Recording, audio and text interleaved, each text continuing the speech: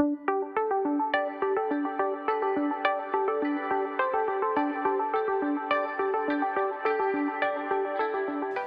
m'appelle Thomas Tabourin, je suis chirurgien urologue à la clinique Santa Maria et j'ai été formé à Paris à la Pitié-Salpêtrière. La varicocèle est une anomalie veineuse congénitale qui concerne le testicule. Le reflux veineux ne se fait pas bien et donc le sang s'accumule dans le testicule et dans les veines péritesticulaires, ce qui peut gêner sa fonction, voire qui peut entraîner des douleurs. La varicocèle est très fréquente, elle concerne 20% des hommes. Heureusement, la plupart du temps, elle est asymptomatique. La question qui se pose autour de la varicocèle, du fait de sa prévalence chez l'homme, c'est de savoir quand traiter les patients. Dans un premier temps, la question est simple. Lorsque le patient se plaint de douleurs testiculaires, les douleurs qui sont plutôt à type de pesanteur, de lourdeur, voire de démangeaison et qui arrivent plutôt en fin de journée ou après l'effort, si la varicocèle est retrouvée à l'examen clinique, alors l'indication thérapeutique est posée. On peut également s'occuper de la varicocèle lorsque celle-ci est responsable d'hypofertilité. L'infertilité de couple est dans 1/4 à 1/3 des cas due à une anomalie masculine.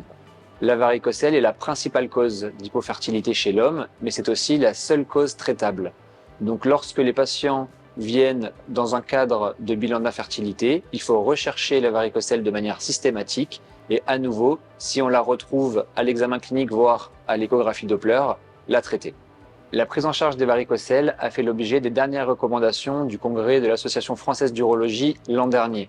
L'indication thérapeutique a donc été précisée dans ce cadre et il existe principalement 2 traitements pour la varicocèle.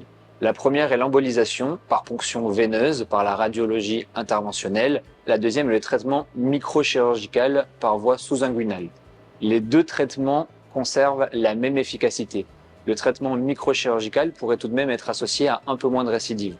En revanche, lorsque les patients viennent car ils se plaignent d'hypofertilité, peut-être le traitement microchirurgical, lui, apporte des résultats statistiquement bien différents car il existe jusqu'à 10% de grossesse spontanée supplémentaire en cas de traitement sous-inguinal microchirurgical plutôt que par traitement par embolisation.